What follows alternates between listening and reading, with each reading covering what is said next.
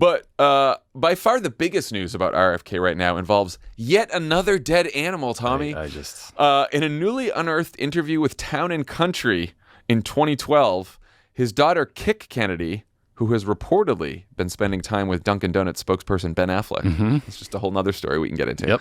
Yep. She said that when she was a kid, her dad cut off the head of a dead whale with a chainsaw and tied it to the top of their minivan to bring it home. Key quote, as if you needed a quote, every time we accelerated on the highway, whale juice would pour into the windows of the car, and it was the rankest thing on the planet. We all had plastic bags over our heads with mouth holes cut out, and people on the highway were giving us the finger, but that was just normal day-to-day stuff for us. Why don't you close the windows? That is incredible. If you have a whale carcass on your roof, close the windows. How many stories like this does this family have? Infinity. First of all, I want to say Kick Kennedy is a cool name. Yeah. And when Hannah and I were figuring out what to name Lizette and James, I did not know that random verbs were available to me as options. Yeah, her little brother Punch Kennedy. Is that true? No, Shimmer Vitor.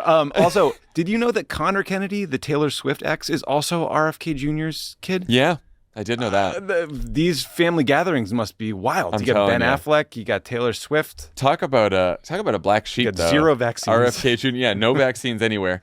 I would like you to rank the whale head, the dead bear cub, and the brainworm in order of which creeps you out the most. Brainworms runaway number one for me.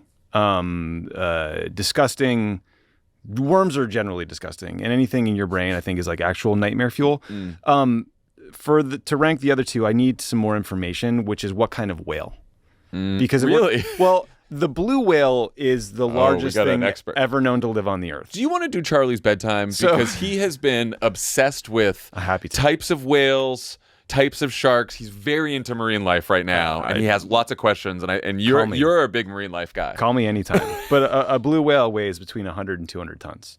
So that's a lot of head for your roof. Now, even like a beluga, a baby beluga, if you will, that's still, I think, like 1,000, 2,000 pound whale. So what I'm getting at is you're talking about like 100 pounds of head on the roof and all the associated juices. So I'm guessing, baby bear is gross because it's sad that it's a baby, but I think it's probably brainworms 1, whale head 2, bear 3. Your rank? So it depends on which category, right? Like if you rank them by stories, like insanity of the stories, it's got to be bear cub first. You think even chainsawing off the head of a... I just think that in terms of how hard I've laughed, like watching the video of him tell the bear cub story to Roseanne is maybe the hardest I've laughed all cycle. I was literally crying. Me too. Crying, laughing. So and there's so many holes in the story.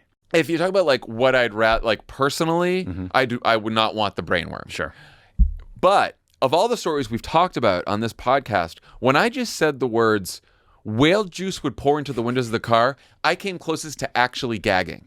These poor kids. Of all of the different stories. That is fucking gross. Have you ever seen the video of the rotting whale carcass on the beach that explodes? Oh, yes. Because they got all the juices and anyway. Google it. YouTube it. Now that we've had a few days of coverage,